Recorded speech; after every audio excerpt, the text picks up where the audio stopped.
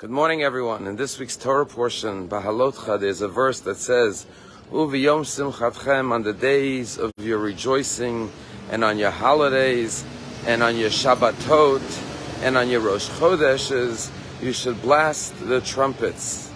And this is one of the sources that Shabbat and holidays and Rosh Chodesh are days of celebration and happiness. And why is it that in last week's Torah portion we read about the priestly blessing, that we only bless the Jewish people on happy and joyous days?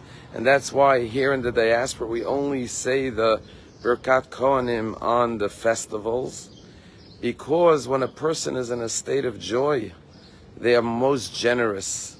And therefore when they give their blessings, they can give it with complete joy. And therefore the Torah says that you should bless the Jewish people on the days of your rejoicing and on the days of your happiness. Because those are the days that we find ourselves closest with God, closest with our families, closest with our communities.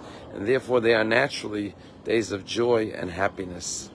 There's a story about this young girl who worked in a baby store, a store that sold carriages and cribs and strollers. And then Baruch Hashem, she got married. When she got married, she and her husband tried having a child. And unfortunately, after 1 year, 2 years, 3 years, 4 years, 5 years, they couldn't have children. And this young woman came to Rabbi David Feinstein, and she said to him, I'm thinking of quitting my job. She said, everyone comes into my store to buy baby needs, and they're either expecting a baby or they just had a baby, and everyone's so happy and joyous, and they're holding their babies. And while I'm very happy for them, it's difficult for me. It's painful to see all these women having children, and my husband and I cannot have children. So I'm thinking of quitting my job. And Rabbi David Feinstein said to this woman, on the contrary, you should keep your job. Rabbi Feinstein said to her, when a person is in a state of joy, they have the greatest capacity to give blessings. Their power to bless is heightened.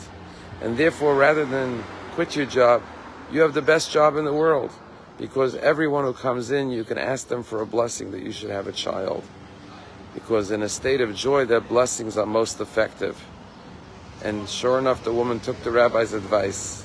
And every time someone came in with a newborn baby, a joyous, happy mother, she would ask them for her blessings for having a child. And sure enough, within a year, she got pregnant and had a child of her own. Being happy in Judaism is not an end unto itself. It's a means to a greater end.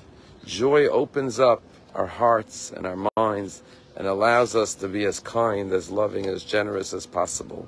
And therefore, let us celebrate all of the major holidays and Shabbatot with joy, but try to infuse that joy in every single day of the week. Have a wonderful day.